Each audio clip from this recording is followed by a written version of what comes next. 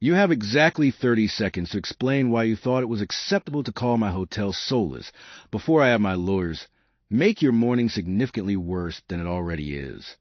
She didn't look up from her mop. She just kept pushing across the floor of the diner, slow and steady, like a woman who had been threatened before and had learned that panic was a luxury she couldn't afford. 43 seconds, she said. You miscounted. The man in the suit went very still, and every single person in that diner stopped breathing. Before we go any further, if you've ever worked a job that made you invisible, if you've ever told the truth and paid for it, if you've ever looked at someone with everything and thought, but are they actually happy, this story is for you. Hit that subscribe button right now. Share this with someone who needs a good story today. And drop a comment telling me the last time you left an honest review and meant every word. Because what happens next, nobody saw coming. Not her, not him, and definitely not you. Her name was May, not Maya, not Marisol, not any of the soft, pretty names that belonged to women whose lives had gone the way they planned. Just May, for letters. Simple. The kind of name a woman gives a daughter when she's too tired to be fancy, but too proud to be careless. May was 34 years old, and she had been tired for most of them. She lived in a one-bedroom apartment on the 3rd floor of a building that smelled like someone else's cooking and old carpet. The elevator had been broken for 2 years. The landlord kept saying next month. May had stopped writing it down. She worked double shifts at Patty's Corner Diner on Clement Street in San Francisco, 6 days a week. Sometimes 7 if Patty needed her, and May needed the overtime, which was always. Because the overtime wasn't extra, it was survival dressed up in a different name. She waited tables from 6 in the morning until 2 in the afternoon. Then she went home, changed her shoes. Her feet demanded this small mercy, and came back for the dinner shift from 4 until close, which was supposed to be 10, but was usually 11:30 by the time the last table left, and the floors were mopped, and the salt shakers were refilled, and the ketchup bottles were married together, and May had counter tips on the bus home with the careful attention of a woman who knew that $11 was the difference between a full tank of gas and A. Prayer. She had one daughter, Lily, 8 years old, gap-toothed and loud, and absolutely certain that she was the funniest person in any room she walked into, which May secretly believed was true. Lily stayed with May's neighbor, Miss Dorothea, on school nights and with May's mother on weekends when May worked doubles. May's mother lived 40 minutes away by bus and had never once complained about this arrangement, which May knew cost the mother more than she ever said. And this knowledge sat in May's chest like a stone she carried everywhere. Lily had asthma. This is important. Remember this. The medication cost $212 a month with May's insurance, which was a kind of insurance that technically existed, but practically made you feel like you were being punished for getting sick. May had a spreadsheet on her phone, not a fancy one, just notes, a column for what was coming in, a column for what was going out. The second column was always longer. She was not a woman who complained. This is also important. Remember this too. She went to work. She came home. She read Lily 3 books before bed, even when her feet were screaming, and her back was auditioning for a medical drama. She packed Lily's lunch with a little note inside. Never anything complicated, just a star she drew herself, and the words, "You're my favorite human."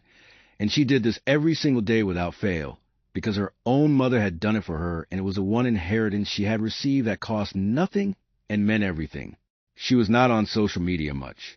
She had a Facebook she never posted on, and an Instagram where she only looked at pictures of food and dogs, and occasionally cried a little at sunset photos from places she would never go. She did not have a TikTok. She did not have a Twitter, or whatever it's called now. She was not the kind of woman who put her life on the internet, because her life was not the kind of thing she thought anyone wanted to see. But she had a Yelp account. She'd made it 2 years ago to leave a review for a plumber who had fixed her sink for a fair price and been kind about it, which felt like enough of a miracle to document. She had left 3 reviews total in 2 years.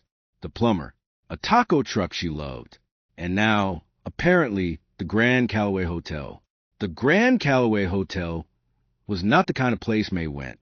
She had gone exactly once, 3 weeks ago, for her cousin Brenda's birthday dinner in the hotel restaurant. Brenda had married well.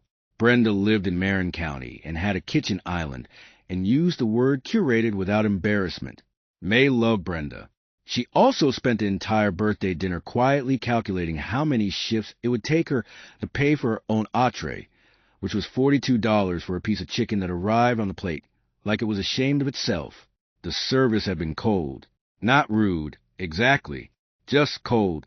The waiter had looked through May like she was a window, had addressed every question to Brenda and Brenda's husband and the other guests who arrived in clothes that announced their tax bracket before they sat down, had refilled everyone's water glass except May's, had brought the wrong salad, and when May quietly pointed this out, had looked at her with the specific expression of a man who was tolerating her existence as a professional obligation.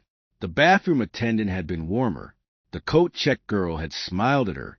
But the restaurant itself, the whole atmosphere of the place, the gleaming marble and the low lighting designed to make certain people feel significant, had made May feel, for 2 hours, like she was a face pressed against glass, watching a party she had not been invited to. She had said nothing at the time. She was good at saying nothing at the time. But that night, after she got home and paid Miss Dorothea and checked on Lily sleeping and stood in her kitchen eating leftover rice because she hadn't ordered anything at the birthday dinner to save money, she opened Yelp and she typed. She typed the way people type when they're not performing, when they're not thinking about who might read it, when they're just putting the truth down somewhere because it has to go somewhere or it'll stay inside you and calcify into something worse. She wrote, "The food is technically fine if you enjoy paying premium prices to feel like an inconvenience. The atmosphere is beautiful if you belong there. If you don't, you'll know within 30 seconds. The staff has a very particular way of making certain guests feel like furniture. Beautiful furniture, but furniture. I've stayed in motels that made me feel more human than this restaurant did. I don't know who this place is for, but I know it's not for people like me. Only rich people with no soul stay here. 1 star. She posted it. She put down her phone. She went to bed. She forgot about it entirely. The Grand Callaway Hotel had 47 reviews on Yelp. 46 of them were 4 or 5 stars. Words like impeccable and transcendent, and the only place I'll stay when I'm in San Francisco. One reviewer had written a 7-paragraph love letter to the thread count of the sheets. Another had described the concierge as though he were a minor deity. May's review was a 47th. It was also, as of 6 days after she posted it, the one that had received the most helpful votes. This was not because the people voting were rebels or activists or even particularly thoughtful. It was because the review was written in plain English by someone who had clearly been there and clearly been uncomfortable and was not trying to be clever about it. It read true. It felt true. And in a world full of reviews that sounded like press releases, true had a way of standing out. The review had also been flagged, not by a regular user, by the hotel, specifically by a member of the hotel's reputation management team, a woman named Sandra who monitored all review platforms daily and had a color-coded spreadsheet for responses, and a very clear protocol for 1-star reviews that involved a carefully worded reply and an offer resolution and absolutely no escalation. Sandra had followed the protocol. She had drafted a response. Polite, professional, regretful without admitting fault.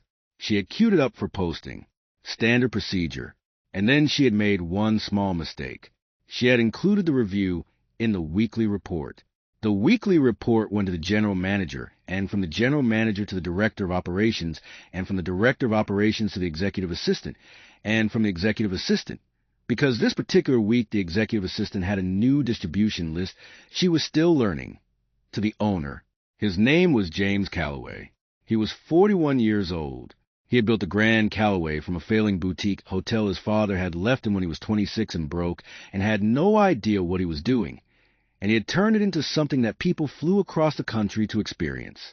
He had done this through a combination of obsessive attention to detail, a genuine and almost inconvenient belief that hospitality was a form of care, and 15 years of working harder than everyone around him expected a man with his name and his inheritance to work. He read every review, not because Sandra didn't handle them well. She did, but because he believed. And this was one of those beliefs that sounded simple and was actually the entire foundation of everything he had built. that the most important information about any business came from the people who had felt something about it, good or bad. The 5-star reviews told him what was working. The 1-star reviews told him what was true.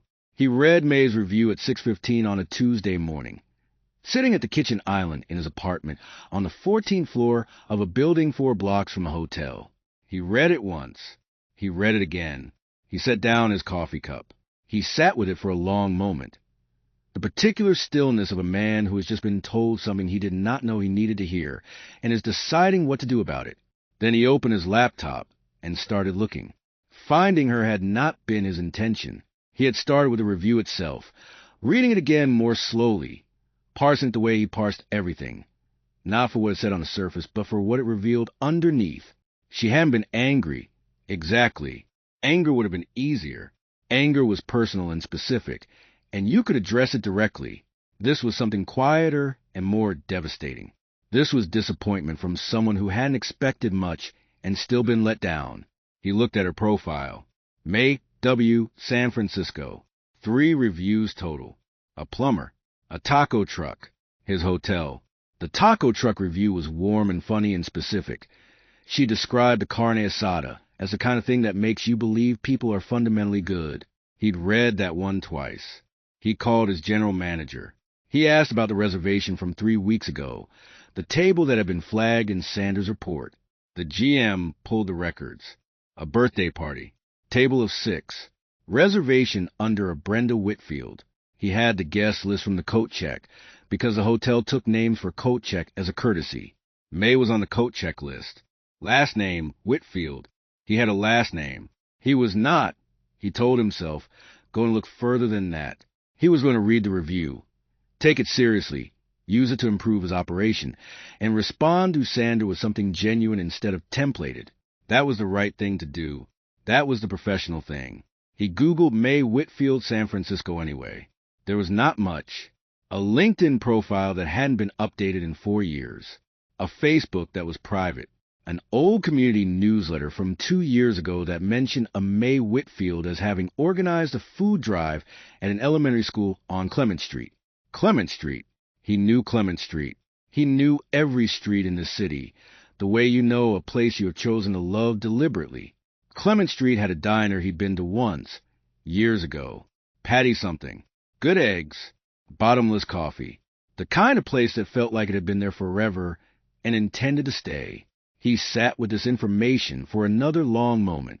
Then he did something that he would later describe to exactly no one, because there was no version of explaining it that didn't make him sound like a man who had lost his mind over a Yelp review. He put on his coat. He arrived at Patty's Corner Diner at 8:47 in the morning. He had not called ahead. He had not sent anyone. He had not, in any way that he could explain rationally, thought this through. The diner was busy. Morning rush. Counter stools all taken. Booths mostly full. The particular beautiful chaos of a short-order kitchen producing eggs and toast and coffee at a pace that looked like disorder from the outside, and was actually a very specific kind of choreography. He stood at the door for a moment. There were 2 women working the floor. One was older, maybe 60, moving with the authority of someone who owned the place or had worked there long enough that the distinction no longer mattered. The other she was mopping, not because the floor needed mopping urgently, because one of the tables had spilled something, orange juice from the look of it, and she was handling it without being asked, which was a mark of someone who had long ago stopped waiting for instructions and just did what needed doing. She was wearing a blue apron over a white shirt. Her hair was pulled back. She was not wearing makeup, or it was the kind that asked nothing of the person looking at it. She was not remarkable in any way that the world usually decided to call remarkable, but she moved through that diner like it was hers, like every table, every customer.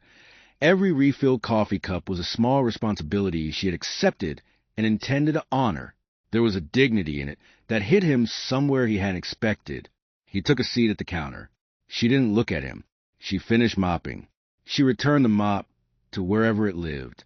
She checked on a table of 2 older men who were arguing about baseball with the easy comfort of people who've been arguing about baseball in this booth for 20 years.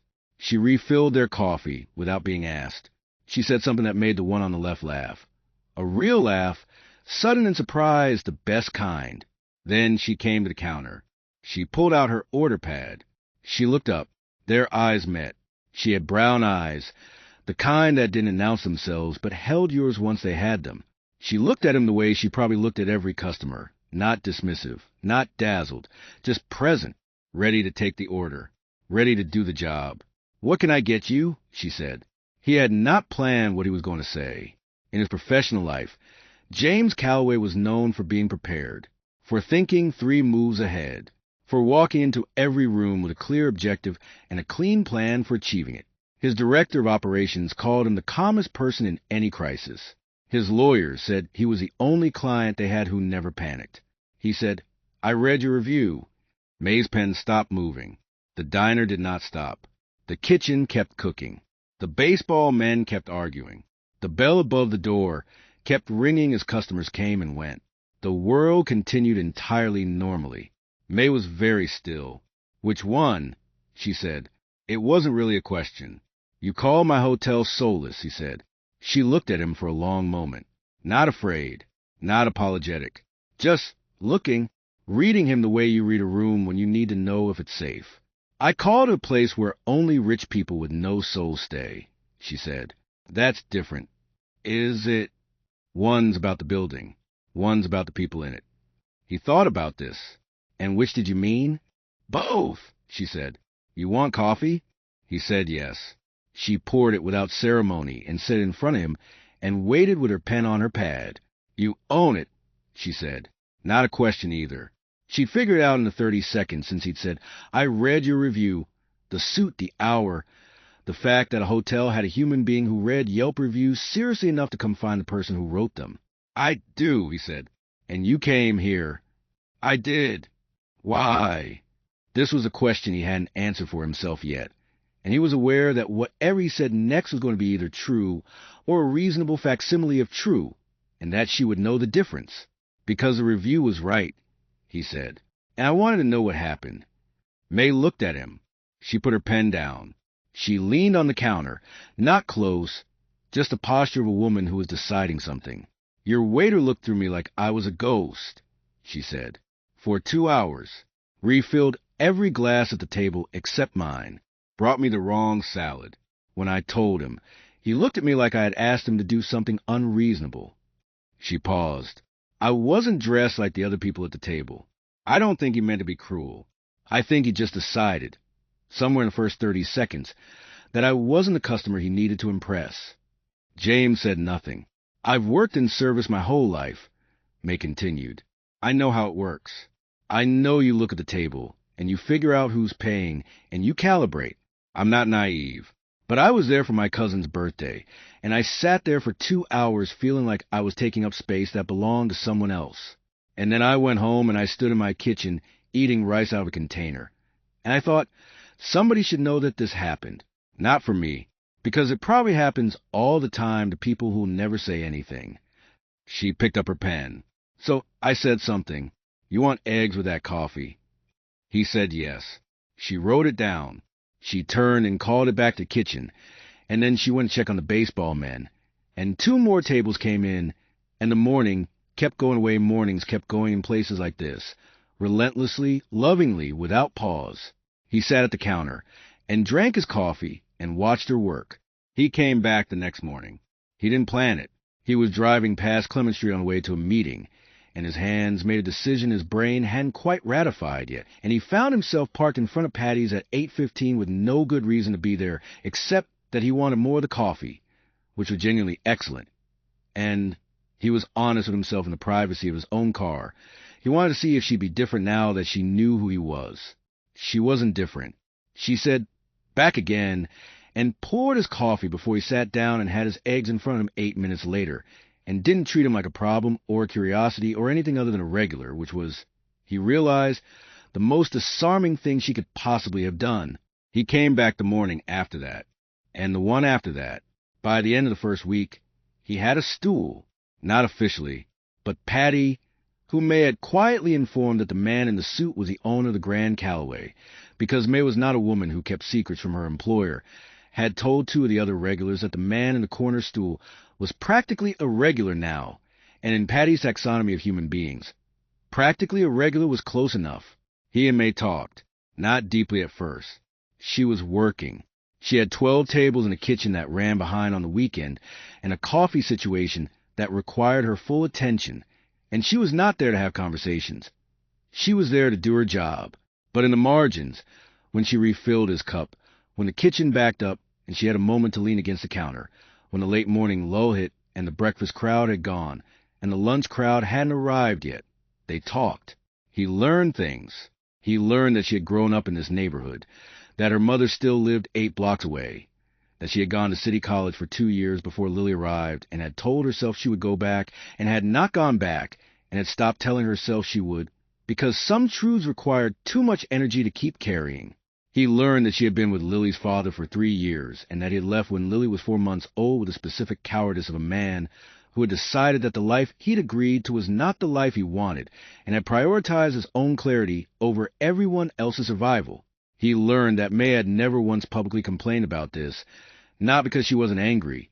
She was somewhere deep and carefully banked. She absolutely was. But because the anger wasn't useful, and Lily was watching, and May had decided a long time ago that what she modeled mattered more than what she felt. She learned things about him, too, not because he offered them easily. He didn't. He was a man who had spent 20 years being the most competent person in every room, and had confused competence with privacy, had learned to give people his attention without giving them access. But she asked questions the way she worked, directly, without performance, without agenda, and it was hard to be evasive with someone who wasn't trying to get anything from you. She learned that his father had died when he was 26 and left him a hotel the way you leave someone something you don't entirely trust them with, as a challenge disguised as a gift. That he had spent 2 years sleeping on a cot in the hotel's back office because he couldn't afford to live anywhere else and couldn't admit it.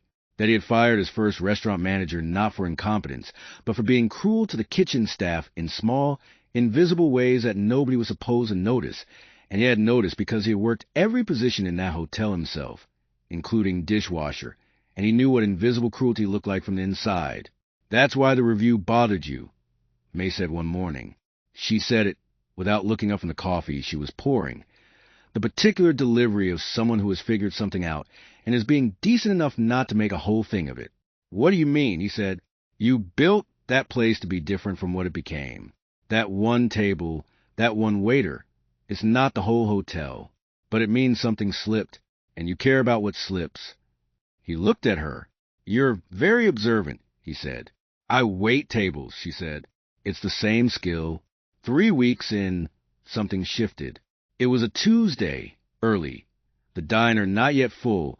The lights of the front windows, a particular goal of the San Francisco morning that managed to be both warm and a little melancholy. And May came in from the back looking different, not visibly upset. May didn't do visibly upset in public. But there was something around her eyes, a tightness, the specific impression of a woman who has received news that she is processing alone because there is no other option. She poured his coffee. He said, What happened? She said, Nothing. He said, May. She was quiet for a moment. She refilled the sugar dispenser that didn't need refilling. Then she said quietly, Lily's insurance claim got denied for the medication. They said it's not medically necessary. She paused. For her asthma medication. They said it's not medically necessary. He said nothing. I'm going to appeal it, she said. The way she said everything, matter of fact, forward-facing, already 3 steps into solution. I've done it before. It takes about 6 weeks, and they usually overturn it, but in the meantime I have to pay out of pocket, and that's $212, and I need to move some things around. She moved the sugar dispenser back where it had been. She's fine, May said. She's healthy right now. I'll figure it out. He believed her. She would figure it out. She figured everything out. That was both the thing he most admired about her and the thing that, sitting at that counter with his coffee going cold, made something ache in his chest in a way that was difficult to name and impossible to ignore. He said, I could. No, she said. I didn't finish. You were going to offer to pay for it, she said. And I'm telling you no before you finish, because if you finish, I'll have to refuse a completed sentence, and that's more awkward for both of us. It would take me 30 seconds. I know. It wouldn't be anything to me. I know that too, she said. That's the problem. He looked at her, explained that. She leaned on the counter, not close, the same posture she always took when she was being honest. You're a good man, she said. I think. I'm still deciding. But you have to understand something about what it means to have someone offer to fix your problems in 30 seconds when you've been solving them alone for 8 years. It's not generosity, I feel. It's the size of the distance between us. He said, I didn't mean it to feel like distance. I know you didn't, she said.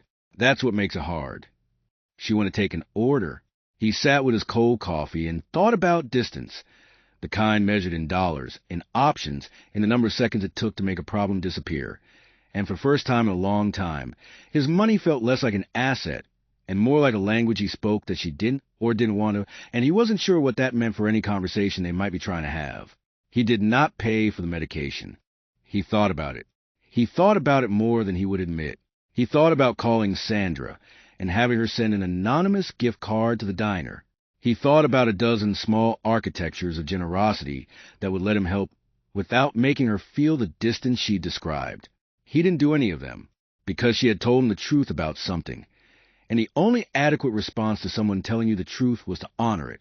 What he did instead was something that took him longer and cost him more in a different currency.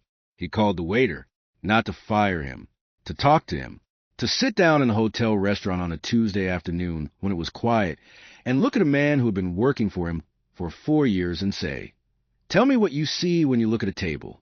Walk me through it. What do you notice? What do you decide? The waiter, his name was Kevin. He was 28. He had been doing this since he was 19 and was genuinely good at it in most ways that mattered. Was uncomfortable. Then he was honest.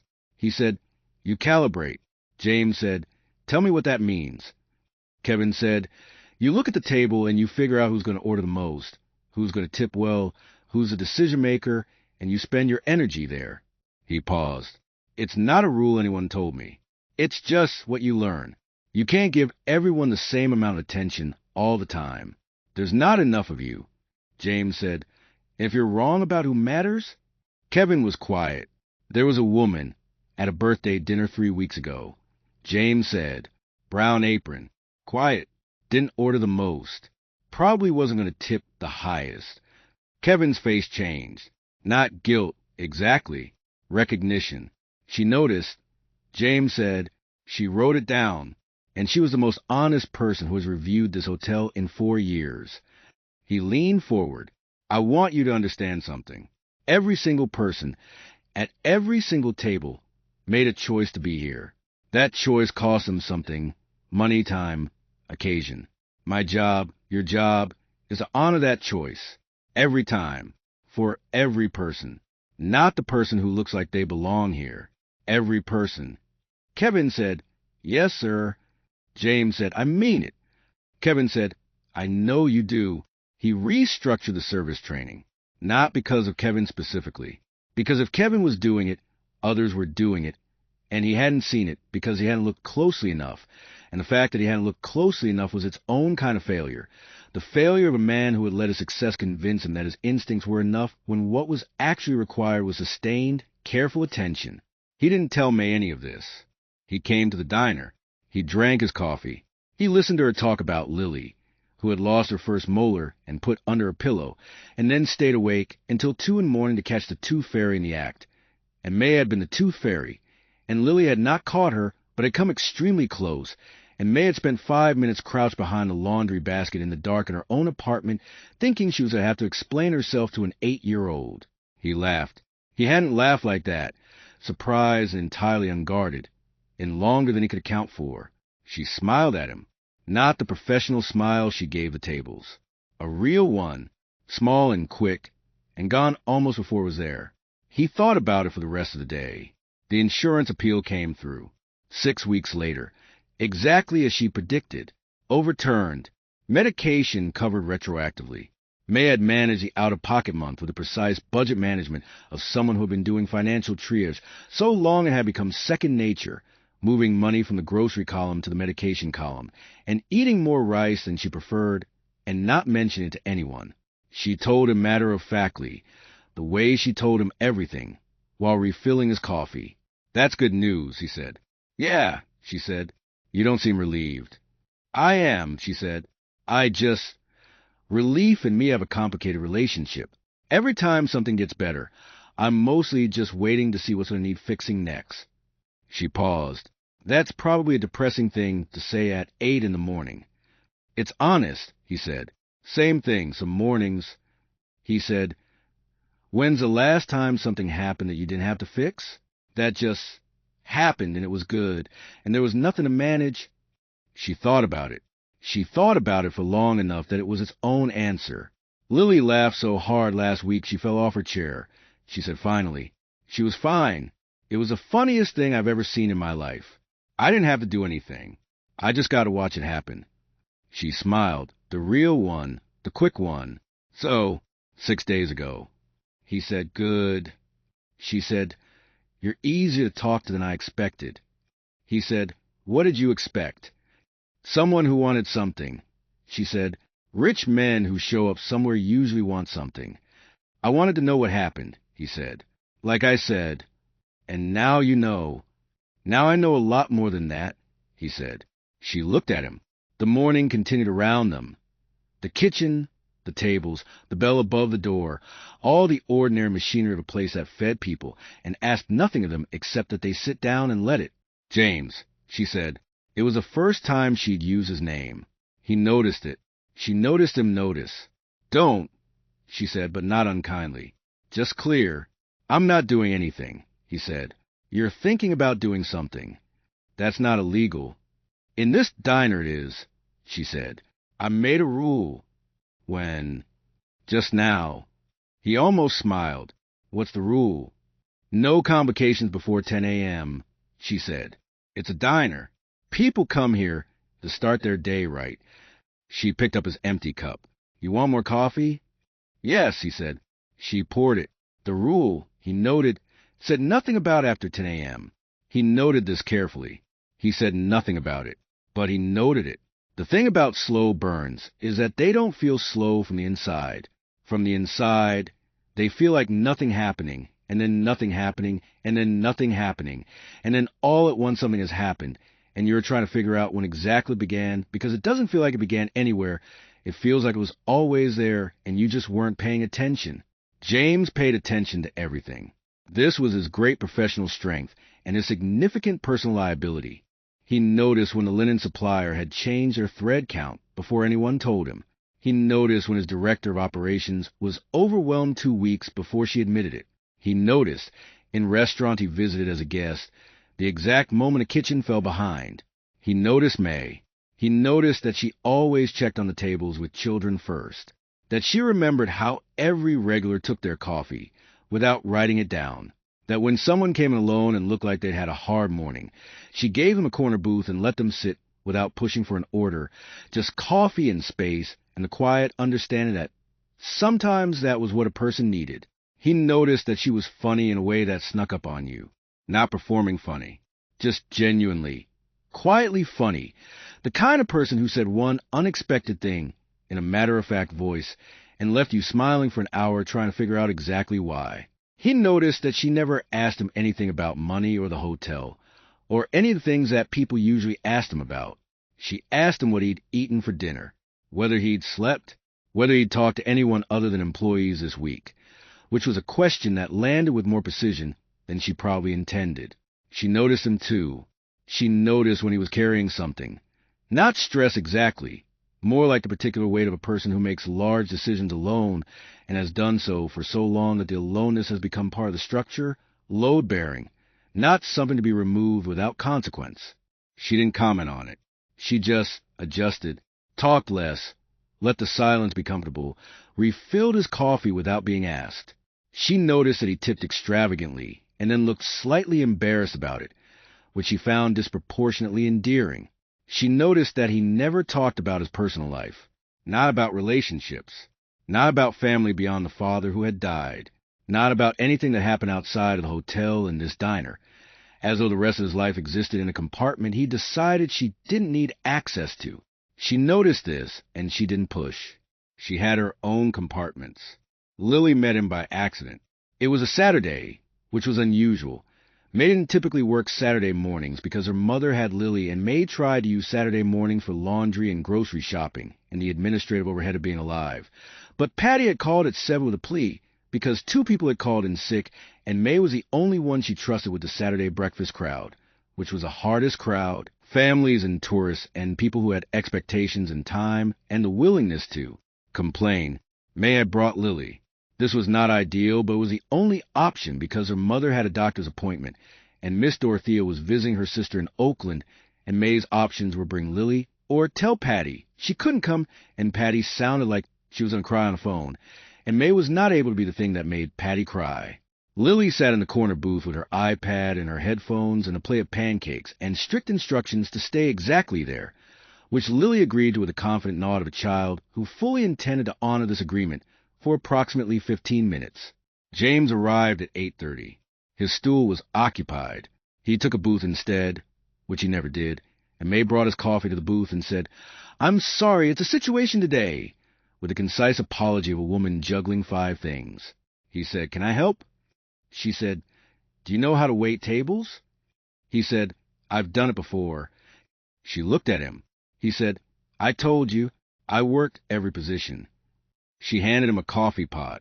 What happened next was improbable and then somehow natural. He refilled cups. She took orders. The kitchen was behind and she ran food, and he cleared plates, and Patty, who had come in despite her own plans, stood behind the counter watching the billionaire with the good suit clearing booth 4's breakfast plates with the focused competence of a man doing the job, not performing it. Patty said nothing. She poured coffee and said nothing and smiled into her cup. At 9:45, Lily materialized. She had honored the 15-minute intention for closer to an hour and a half, which was genuinely impressive. But the pancakes were gone, and the iPad had died, and the corner booth had lost its appeal, and Lily was 8 and constitutionally incapable of staying in one place when something interesting was happening elsewhere. She appeared at May's elbow while May was taking an order. May looked down. Lily looked up at her with the expression of a child who knows she is technically in trouble, but is choosing to present herself as an asset rather than a liability. "I can help," Lily said. "You can go back to the booth." May said, "I know how to carry things," Lily said. "Lily." "Mom." James arrived with an empty bus tray and stopped when he saw them, this particular portrait. May with her order pad, Lily with her negotiating expression, the entire shape of their relationship visible in about 5 seconds of observation. Lily looked at him. "Who are you?" she said, with the direct suspicion of a child who had learned that new adults in her mother's life required investigation. "James," he said. "Why are you working here?" she said. "You don't work here." "I'm helping out," he said. "Do you know how?" "I think so," he said. "You're Lily." Lily's eyes narrowed. "How do you know that?" "Your mom talks about you," he said. Lily processed this. Then she said, with the air of a judge delivering a measured verdict, "She didn't tell me about you." "Lily," May said, "that's interesting," Lily said to James, ignoring her mother with the practiced ease of a child who had identified an ally. "What did she say?" "That you're funny," he said, "and that you fell off your chair laughing last week." Lily broke into a grin, so wide it consumed her whole face. "I did," she said. "It was a really good joke." She looked at her mother. "Can I help?" May looked at her daughter. She looked at James. She handed Lily a stack of paper napkins. "Roll those," she said. "Silverware's behind the counter. Don't drop anything." Lily took the napkins with the gravity of someone given an important assignment and marched to the counter. James said quietly, "She's exactly like you." May said, "She's louder." "She's funnier," he said. May looked at him. "Don't tell her that. She doesn't need the encouragement." He smiled. She turned away before she could respond to it. After the breakfast rush, Patty fed them all, May and James and Lily, at the counter, which was Patty's form of payment in gratitude, and also her way of keeping people in the building she liked for a little while longer. Lily ate a grilled cheese with a seriousness that suggested it was the most important meal of her young life. James drank a 3rd cup of coffee. May ate a bowl of soup and looked at her daughter, and then at the man sitting next to her daughter, and then at her soup. Lily said, "Do you have kids?" James said, "No." Lily said, "Do you want them?" May said, "Lily." Lily said, "It's a normal question." James said, "I haven't thought about it much." Lily said, "You should. Kids are pretty good." James said, "I'm getting that impression." Lily said, "Do you like my mom?" May put her spoon down. James looked at Lily with the expression of a man who had negotiated complex business deals and adversarial board meetings and genuinely difficult conversations, and had just met his match in an 8-year-old with a grilled cheese. He said, "Your mom is one of the most interesting people I've ever met." Lily considered this. "That's not what I asked," she said. "Lily," May said, "that's enough." "I'm just asking," Lily said, unbothered, finishing her grilled cheese. James looked at May. May looked at her soup. Patty, behind the counter, was profoundly busy with something that required her to face away from all of them. October arrived the way October arrived in San Francisco, without drama, just a slight cooling of the air and a shift in the light that made everything look slightly more significant than it actually was. May noticed this every year, and every year it affected her in the same way, a kind of seasonal wistfulness she couldn't name and didn't try to. She and James had established a rhythm. He came to the diner on weekday mornings. Sometimes they talk a lot, sometimes very little. He had started staying until 10 or 10:30, which was past the no complications rule, but neither of them had acknowledged this directly. He had taken to leaving a book on the counter when he left, not with any ceremony, just setting it there, something he'd read that he thought she might like. She read them. She didn't always agree with his taste. She told him so, which he seemed to find more satisfying than agreement. She had been to the hotel twice. The first time was an accident. She'd been nearby running an errand and had started to do what San Francisco weather does without warning, a sudden committed fog, and she ducked into the lobby to wait it out and had stood there looking at the place with different eyes than she'd had at Brenda's birthday dinner. It was beautiful. She would admit that. High ceilings, good light. The lobby had a sense of proportion that she recognized now as intentional, designed to make you feel not small but situated, placed somewhere with care. Kevin, the waiter, was working the lobby bar. He recognized her. She recognized him. There was a moment of pure awkwardness that they both survived by deciding, simultaneously, to be adults about it. He brought her coffee.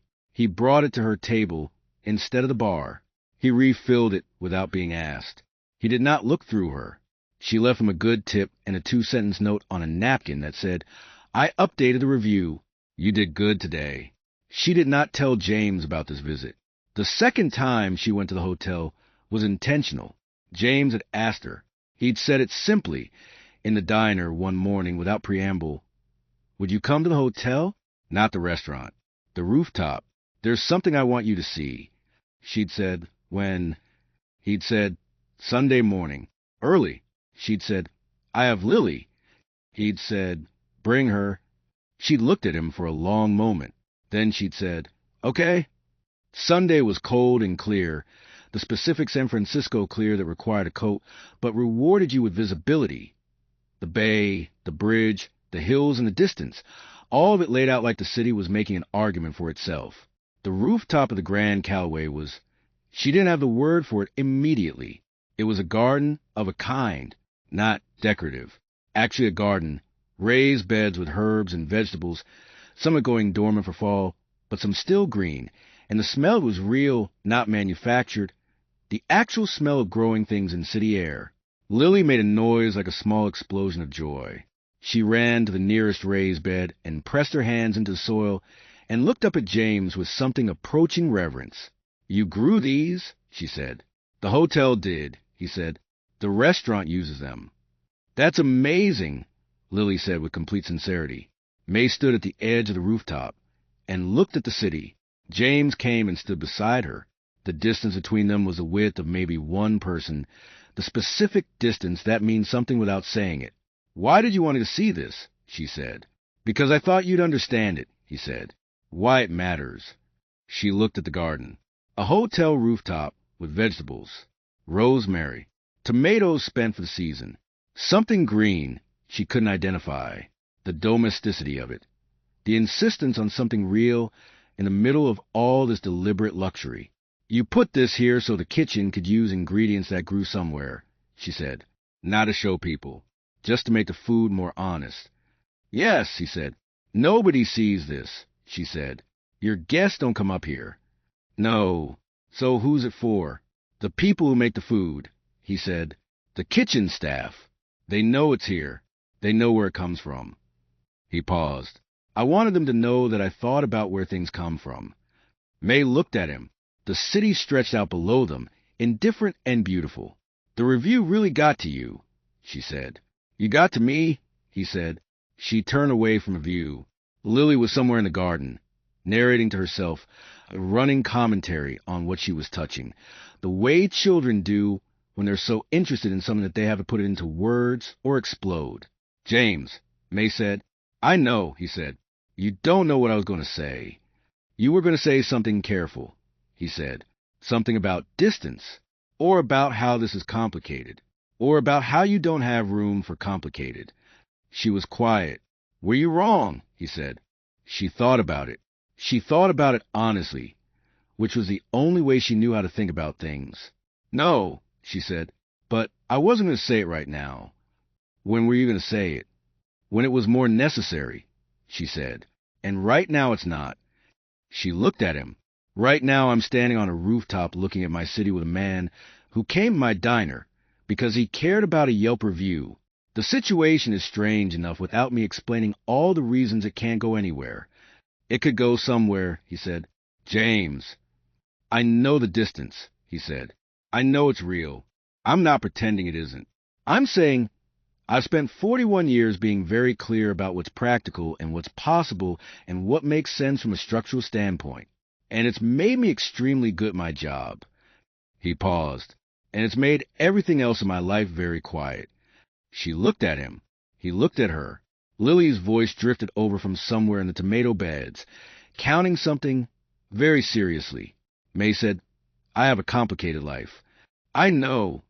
I have a daughter who asks invasive questions, and an apartment with a broken elevator, and a budget spreadsheet on my phone that I check every morning. I know. None of that is going to be different because you want it to be. I'm not asking you to be different, he said. I'm asking if I can be part of it. She looked away, over the city, over the bridge, in the distance, over all of it, the whole beautiful, complicated, fog-prone city she had lived in her whole life, and understood and loved even when it was unkind. She said, You should know I'm a very slow decision-maker. He said, I come to the diner every day. I have time. She almost smiled. He didn't push it. Lily appeared from the garden with a sprig of rosemary clutched in her fist and an expression of absolute triumph. Can I keep this? She said. James looked at May. May looked at her daughter. Ask nicely, May said. Lily looked at James with large, expectant eyes. It smells really good, she said, which was not exactly asking nicely, but contained enough information and enough hope that it amounted to approximately the same thing. It's yours, he said. Lily clutched it to her chest and went back to the garden. May watched her go. She said she likes you. He said, she's conducting a very thorough evaluation. She likes you anyway, May said. He didn't say anything, but something in him, something quiet and careful and long unused, shifted, opened very slightly, the way a room opens when someone turns on a light in it. Not dramatic, just lighter than it had been. Here's the thing about James Calloway that May did not yet know. He had been engaged once. Her name had been Caroline. She was from a family whose name was also on buildings, the particular tier of San Francisco wealth that had been here long enough to become architecture. They had dated for 4 years and gotten engaged at 34 and spent 18 months planning a wedding that cost more than May's apartment building. And then 7 months before the wedding, Caroline had sat down across from him at the kitchen table in his apartment and said, very calmly, I think we're very good at being a certain kind of couple, and I don't think either of us knows what it would mean to actually need each other, and I think we should stop before we find out the hard way. He had agreed. This was the thing that troubled him most in retrospect. How quickly he had agreed, how clearly he had recognized, in the moment she said it, that she was right, how little he had grieved it, not because he hadn't cared about her, but because the caring had existed at a specific altitude, the temperature-controlled altitude of two people who had chosen each other thoughtfully and rationally and with full information, and without the dangerous irrationality of needing. He had not let himself need anyone since he was 26, and his father died and left him something he didn't know how to carry. Need felt like vulnerability, and vulnerability felt like a structural weakness, and he had built his hotel and his life and his professional identity on the premise that a thing only stands if you examined every weakness and reinforced it. May needed things, not from him. She was very clear about that. Exquisitely self-contained, the most structurally sound person he had ever met. But she needed life. She needed it to work, to hold together, to provide for her daughter, to be survivable. She moved through her days with the full knowledge that she was the only load-bearing wall, and she bore it without complaint and with a kind of grace that was not the pretty, decorative kind, but the functional kind, the kind that actually held things up, watching her need things and meet those needs herself completely every single day. It was the most honest thing he had ever seen. It had cracked something open in him that he was not sure he had the engineering to address. He told her about Caroline in November, not because she asked, she wouldn't have asked, but because they'd been talking in the diner about his apartment, which had come up tangentially because she'd asked him once if he ever cooked for himself, and he'd said not really, not for one person. And she'd said that was sad in the way she said things, matter of fact, no softening, and he'd said maybe, and then somehow from there they arrived at the conversation, and he told her. She listened the way she did everything, fully, without interrupting, with the attention of someone for whom listening was an active practice. When he finished, she said, "Do you miss her?" "No," he said. "I think I missed a version of myself. I thought I was being when I was with her. We made sense on paper." "Things that make sense on paper," May said. "Yeah," he said. She was quiet for a moment. "Lily's father made sense on paper," she said. "Same neighborhood, same friends, like the same things. Very logical choice." She refilled his coffee without looking at it. The automatic grace of someone who had done the motion 10,000 times. He was a good person. He just didn't have I don't know what to call it, the substance. When things got hard, there wasn't enough of him to hold on to. "How hard did things get?" James said. "Lily was 3 months old," May said. "She had an asthma episode in the middle of the night. I was up. I had her. I was handling it. I knew what to do. But I turned around to say something to him, and he wasn't there. He'd gone back to sleep." She paused. Not because he didn't care. Because he could. Because somewhere in him, the decision had already been made that this was my thing to carry, and he had elected himself to the advisory board. She said it without heat. Just the clear-eyed accounting of a woman who had been doing the math for 8 years. "He left 4 months later," she said. "We were both relieved, which is its own kind of sad." She looked at her hands. "I don't regret him. I have Lily, but I decided something when he left. That if I was going to do this alone, I was going to do it actually alone. Not half alone, which is the worst kind. Not pretending to share something with someone who'd already made up their mind about how much they were willing to carry." James looked at her. "That's why it matters," he said. "The distance. You're not afraid of me. You're afraid of half." She looked at him. "Yes," she said. He nodded. He didn't say I wouldn't be half, because that was the kind of thing you could say, and it cost nothing. And she would know it cost nothing, and it would be worse than saying nothing. What he said was, "I understand." She looked at him for a long moment. Then she said, "You're the first person I've told that story to in 3 years. "Why?" "Because I didn't think anyone would understand the part about the advisory board," she said. "Most people think I'm too hard on him." "You're not," James said. "No," she said. "I'm not." December came, and with it the particular pressure of the holidays, which meant different things to them. For May it meant more shifts because the diner was busier, which meant more money, which meant she could buy Lily a real Christmas, which she was already planning with the spreadsheet precision she applied to everything. She knew what Lily wanted. A specific brand of art supplies, a book she'd been asking about for 2 months, new sneakers, and she was budgeting backwards from December 25th with the quiet determination of a woman who knew that she couldn't give her daughter everything, but she could give her this. For James, it meant the hotel's busiest season, which meant he was in the building more and at the diner less, And the mornings he did make it, he was carrying more the subtle accumulation of a man managing a large operation at its most demanding. On a Thursday in early December, he arrived at 8 and didn't take off his coat. She noticed. She brought his coffee and said, "What's wrong?" He said, "Nothing. Busy." She said, "James." He said, "We might be losing the restaurant chef. He's been offered something in New York. If he goes, I lose the person who trained the whole kitchen. And we have Valentine's Day bookings already in. And finding someone at this level in this timeline is..." He stopped. "I'm complaining. I'm sorry." "You're allowed," she said. "You don't complain." "I complain internally," she said. "Very loudly. It's a whole production. You just can't hear it." He almost smiled. "Do you know what you want to do?" she said. "I want to keep him," he said. "But not at the cost of him resenting staying. That doesn't help anyone. So let him go," she said, "and find someone. It's not that simple." "No," she said, "but you built the place once. You can rebuild the kitchen." She paused. "You're not afraid of starting over. You've done it before." He looked at her. "You told me," she said, "sleeping on the cot.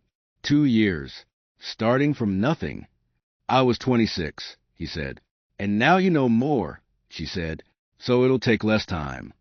She refilled his cup. "Let him go. Be glad he got the offer. Then go find the next one." He sat with this. "You'd make a very good director of operations," he said. "I know," she said, "but I'd have to wear different shoes." The chef left. James found a replacement in 6 weeks. A woman named Grace who had been running a smaller restaurant in the East Bay with the frustrated energy of someone who had outgrown her space and knew it. She was in the Grand Callaway kitchen by mid-January. By February, the food had changed, not worse, different, more itself, something that felt like it had decided what was instead of what was supposed to be. He told May. She said, "Can I try it?" He said, "Come to dinner." She said, "Not the restaurant." He said, "Not the restaurant." They ate in the hotel's private dining room, which was technically for corporate events, but which James had used exactly twice for personal dinners, and which felt, on a Thursday evening in January with a table set for 2 and Grace's food arriving in quiet sequence, like the kind of room that had been waiting for a reason. Lily was with May's mother. May had worn a blue dress. Not new. She couldn't afford new. But the kind of dress that didn't announce its age, clean and simple and doing what it needed to do. She'd looked at herself in the mirror before leaving and thought, "Not bad," and meant it without irony, which for her was its own kind of victory. James had been there when she arrived. He looked at her the way he'd learned not to look at her in the diner, because the diner was public and there was work to do, and she'd made a rule about convocations before 10 a.m. Here there was no rule. He looked at her directly, without apology, with the full attention of a man who had spent 41 years noticing everything and had finally found something he couldn't stop noticing. She said, "Don't look at me like that." He said, "Like what?" She said, "Like you decided something." He said, "I decided something 2 months ago." She said, "When?" He said, "The morning I found out you'd stayed up all night doing an insurance appeal instead of sleeping, and you came in for your shift anyway, and you made the baseball men laugh, and you ran food for a table of tourists who left you 9%. She looked at him. "You kept moving," he said. "No one who didn't know you would have known anything was wrong. I only knew because I was paying attention."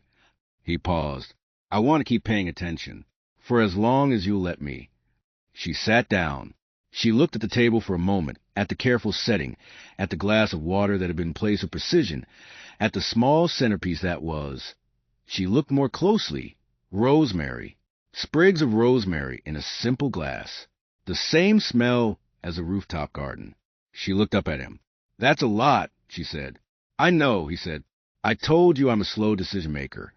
"I remember," he said. "I haven't decided anything." "I know." She picked up her fork. Grace's food arrived.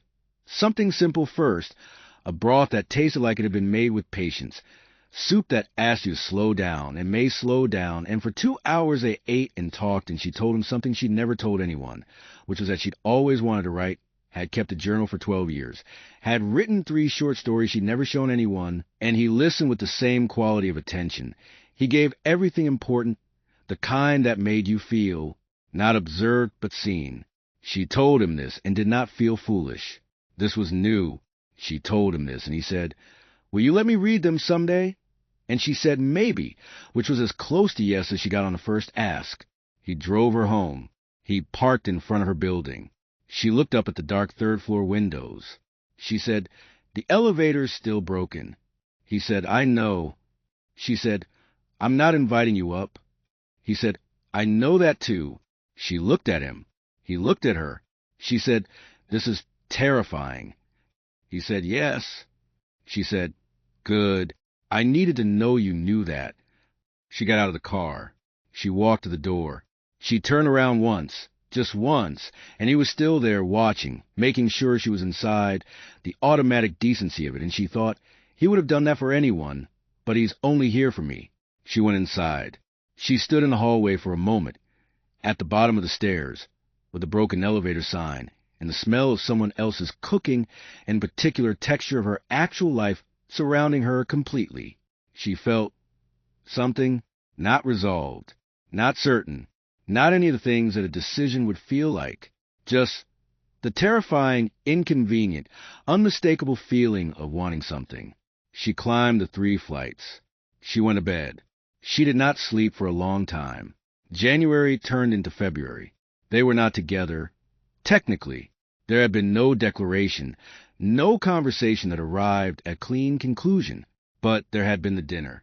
And there had been 3 more dinners after that, at different places, good restaurants, and one very excellent taco truck that May had insisted on because she wanted to understand that the best food she'd ever had did not require marble floors. He'd agreed, eating a carne asada taco on a paper plate, that this was the best thing he'd put in his mouth in recent memory, and she looked at him with open satisfaction and said, "I know." He had met her mother. This had not been planned. May's mother, Dolores, had come to the diner on a Friday to drop off Lily after school, which she did sometimes when May was working the afternoon shift, and James had been there, which he was sometimes on Fridays now, and the introduction had been unavoidable. Dolores had looked at him. She had looked at May. She had sat down at the counter and ordered a piece of pie and said, "So you're the hotel man," with the tone of a woman who had done this assessment before and intended to be thorough. He had said, "Yes, ma'am."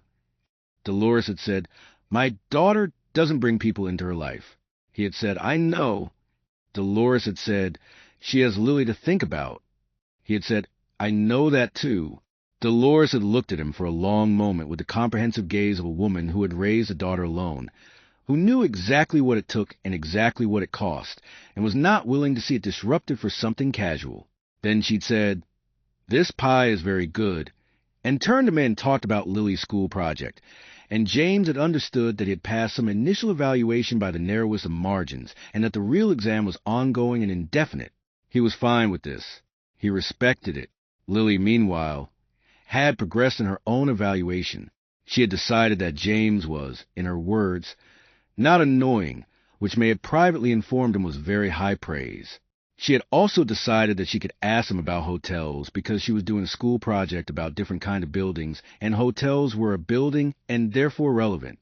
He had spent 45 minutes on a Saturday afternoon explaining the architecture of the Grand Callaway to an 8-year-old who asked excellent questions and wrote some of the answers in a notebook with a unicorn on the cover. May had watched this from the kitchen doorway, making tea she didn't particularly want, staying in the kitchen far longer than necessary. She had stood there watching a man she was terrified to trust sit on her living room floor, explaining load-bearing walls to her daughter, and she had thought, very clearly, almost against her will, this is the one. She had returned to the kitchen. She had held on to the counter for a moment. Then she had made the tea she didn't want and gone back to the living room, and sat down and listened to the rest of the explanation. February 14th, Valentine's Day. James was at the hotel all day. The restaurant was full, every table twice over, and Grace's kitchen was run like it had always run this way, with the confidence of a kitchen that had figured out what it was. He checked in at 7, 8, 9, the natural orb of a man who cared about every detail and would not go home until the last table had been cleared and the kitchen had been thanked. May worked a double. The diner did not do Valentine specials. Patty had a philosophical objection to the holiday that she expressed by working as normal and donating 20% of the day's profits to a domestic violence shelter, which she had done quietly every year for 11 years, and which May found out about in year 3, and which had made her love Patty in a way that didn't require any further explanation. May got home at 11:30. Lily was asleep. The apartment was quiet in the way apartments get quiet after a long day, with the particular weight of accumulated hours. She sat on the couch. Her phone showed a text from James, sent at 10:45. It said, "Last table just left. I thought about you today. That's all." She held her phone. She thought about the story she'd written that she'd never shown anyone. She thought about the 3 flights of stairs every day and the broken elevator. She thought about Lily's gap-toothed smile and the rosemary sprig she'd taken from the rooftop garden, which was sitting in a small glass on the kitchen windowsill, and had somehow survived November and December and was still alive, still fragrant, improbable. She typed, "I thought about you too. Get some sleep." She put her phone down. She sat in the quiet. She thought, slow decision maker. She thought, "But you've already decided, May." She thought, "I know." She called him. This was unusual. They texted. They talked in person. She had never called him before, and she was aware that calling, in the middle of a regular week in late February, was its own kind of statement. He answered on the second ring. She said, "I want to show you the stories." He said, "Okay." She said, "I'm not ready." He said, "Okay." She said, "But I wanted you to know that I'm moving in the direction of ready." He said, "I'll be here." She said, "I know. That's why I called." Silence. Not empty silence. The kind full of things that were true. He said, "May?" She said, "Don't say anything meaningful. I'm not ready for that either." He said, "Good night." She said, "Good night." She hung up. She went to her room. She opened her laptop. She opened the folder with the stories. She read one of them herself for the first time in 2 years, and it was better than she remembered. Rougher, but better. Real, in the way real things were hard to explain. She thought, "I must show him this. Not tonight, but soon." She closed the laptop. She thought about a 1-star review she left on a Tuesday night, standing in her kitchen eating cold rice. She thought, that one small true thing. It had not been nothing. Here is what nobody saw coming. In March, a journalist wrote a piece, not about James and May. They had been careful. They were not yet official in any public sense. They had not posted anything, announced anything, been photographed anywhere that mattered. The few people who knew Patty, Dolores, Lily, who could not be told not to know things, were not the kind of people who talked. The journalist wrote a piece about hotel reputation management. It was a trend piece, the kind that gets assigned in slow news weeks, about the way hotels and restaurants responded to negative online reviews. It cited several examples. A famous chef who had publicly attacked a food blogger, a hotel chain that had offered gift cards to unhappy reviewers, a well-regarded property in San Francisco that had shown up at a reviewer's workplace the morning after a 1-star review. This last example had come from Kevin, not maliciously. Kevin had mentioned it to a friend. The friend had mentioned it to someone else. The journalist had a source who had heard it and had found it, as these things went, charming and unusual, and exactly the kind of detail that made a story feel human. The piece ran on a Wednesday. By Thursday, it had been picked up by 3 other outlets. By Friday, the headline was, "Billionaire hotel owner personally tracks down 1-star reviewer. What happened next is not what you'd expect." By Saturday, it was everywhere. May found out from Brenda. Brenda texted her at 7 in the morning on a Friday with a link and the message, "May, is this you?" May was in the middle of her shift. She stepped into the back. She opened the link. She read the piece. It was accurate, not fully accurate. It had the emotional tone of a feel-good story rather than the truth, which was more complicated and less resolved. But the facts were correct. 1-star review. Hotel owner. Her workplace. The morning after. Her name was not in it. The diner was not named. She was referred to only as a San Francisco resident who worked in the service industry. But the comments were people trying to find her, not viciously. The piece had framed the story as sweet, which meant the audience responding to it wanted more sweetness, wanted the full story, wanted to know if the hotel owner and the reviewer had ended up together because the story had that shape, even in the incomplete version, and people recognized the shape and wanted to see it completed. She put her phone in her pocket. She went back to work. She served the breakfast crowd. She refilled coffee. She made the baseball men laugh. She did not look at her phone again until 11. At 11, she had 14 texts from people she hadn't heard from in years. 2 missed calls from a number she didn't recognize. A voicemail from a podcast that was apparently interested in her story. She called James. He answered immediately. He said, "I know. I'm sorry. I'm handling it." She said, "How did they get the story?" He said, "Kevin mentioned it to someone. I don't think he understood what he was setting in motion. I'm not going to hold it against him." She said, "How much worse is it going to get?" "I don't know," he said. "Probably not much worse. The story they told is incomplete, and the way they told it is the version people want to believe. If we say nothing, it fades." She said, "And if someone finds out it's me..." He was quiet for a moment. She said, "The part they want, the ending, they're going to want to know if we're together." He said, "Are we?" She said, "James." He said, "I'm asking because I want to know, not because the internet wants to know." She was quiet. She stood in the back of the diner by the supply shelves with the smell of coffee and grease and the sounds of the kitchen around her. She said, "I need some time to think." He said, "Okay." She said, "I mean I need actual time, not diner counter time." He said, "Take what you need." She hung up. She took a week. She did not go to the diner that week. Patty arranged the schedule, understanding without being asked that May needed the covers. James did not come to the diner. He had understood. She spent the week in her actual life. She took Lily to school. She did laundry. She called her mother and did not tell her about the article because her mother would find out and would want to talk about it, and May wasn't ready to talk about it yet. She went to the grocery store.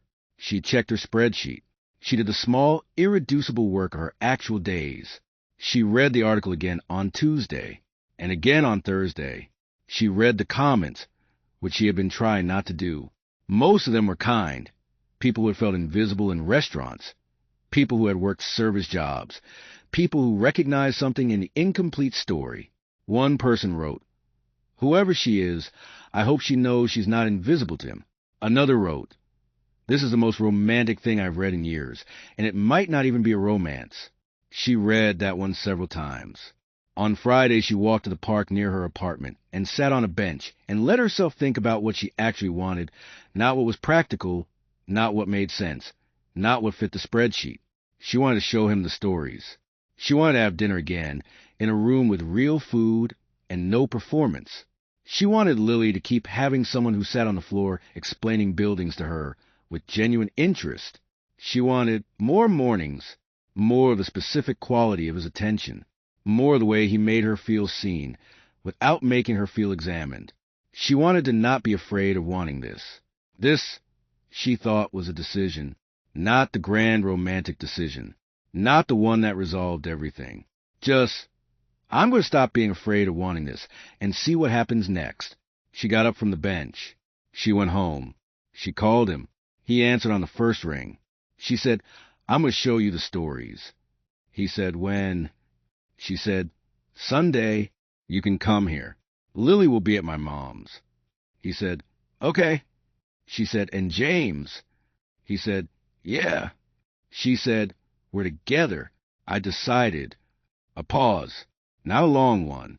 Just a pause of a man receiving something he's wanted and taking a second to make sure it's real. He said, "Okay." She said, "That's it?" "Okay." He said, "What would you like me to say?" She thought about it. She said, "Nothing. Okay is good." He said, "Good." She said, "Sunday, 2:00. He said, "I'll be there." She said, "The elevator's still broken." He said, "I know. 3rd floor, right?" She said, "You've been counting." He said, "I pay attention." She said, "I know you do." She hung up. She stood in her kitchen. She looked at the rosemary sprig on the windowsill. Still and probably alive. still fragrant. The small, stubborn piece of rooftop garden that had survived winter in a one-bedroom apartment with a broken elevator on Clement Street. She thought about a Tuesday night in cold rice and the truth she'd put somewhere because it had to go somewhere. She thought about what one small, true thing could set in motion. She thought, that's going to make a good story. She opened her laptop. She opened the folder. She started writing. On Sunday at 2 o'clock, he climbed 3 flights of stairs. He knocked on the door. She opened it. She was holding a stack of printed pages. The stories, all 3 of them, her actual handwriting on the title pages because she decided at the last minute that showing them typed felt too finished, too protected, and she was done protecting things from him. He looked at the pages. He looked at her. He said, "Hi." She said, "Hi." She stepped back and let him in. He came in. The apartment was exactly what it was, small, clean, full of Lily's drawings on a refrigerator and books in every available space, and the specific warmth of a place that was deeply, completely lived in. It smelled like coffee. The rosemary was on the windowsill. The afternoon light came through the windows at an angle that made everything look considered. He looked around. She said, "It's small." He said, "It's full." She looked at him. He said, "I mean that well." "I know," she said. She handed him the stories. He took them. He sat down on the couch that was also small and full and completely itself. He started to read. She went to make coffee. She stood in the kitchen and listened to the quiet of a man reading something real that she had written, and she thought, this is terrifying. She thought, I know. She thought, keep going. He read for 45 minutes. She drank her coffee. She refilled it. She looked at the rosemary. She reorganized nothing because there was nothing to reorganize. She was just existing in her kitchen while something important happened in her living room. When he came to the doorway, he had the pages in his hand, and he was looking at her with the specific expression of a man who has just learned something new about a person and is still processing the size of it. He said, "These are very good." She said, "You don't have to." "I'm not," he said. "They're very good. The second one especially. The one about the woman who keeps a list of things she does for other people and never shows anyone." He paused. "Is it autobiographical?" She said, "They're all autobiographical." He said, "You should send them somewhere." She said, "I know." He said, "Will you?" She said, "I'm thinking about it." He came to the kitchen. Not close. The same old distance. The width of a decision. But different now. The decision had been made. He said, "May." She said, "If you say something meaningful right now, I'm going to need a minute." He said, "I know." He stayed right there. She looked at him. She said, "I left that review because I needed the truth to go somewhere." He said, "I know." She said, "I didn't expect it to go here." He said, "Neither did I." She said, "Are you glad it did?" He looked at her. He said, "I am so glad it did." She set down her cup. She crossed the width of the decision. Lily came home at 6. She was told by May's mother before she walked in the door that James was there, which meant she entered with the energy of a child who had been pre-briefed and had opinions. She walked in. She saw him. She saw her mother. She evaluated the room with the comprehensive assessment of an 8-year-old who had been conducting this evaluation for months and had now arrived at her finding. She said, "Finally." May said, "Lily." Lily said, "Mom, I've been waiting." James said, "For what?" Lily said, "For you to figure out." She set down her backpack. "Can we have pizza?" "I want pizza." May said, "You had a whole afternoon with Grandma." Lily said, "She made soup." "I want pizza." James said, "I know a place." Lily said, "Is it your place?" He said, "No, it's a place." Lily said, "Is it good?" He said, "It's very good." Lily said, "Okay." She picked up the rosemary from the windowsill, considered it, put it back. "I'm going to change my shirt." She went to her room. May looked at James.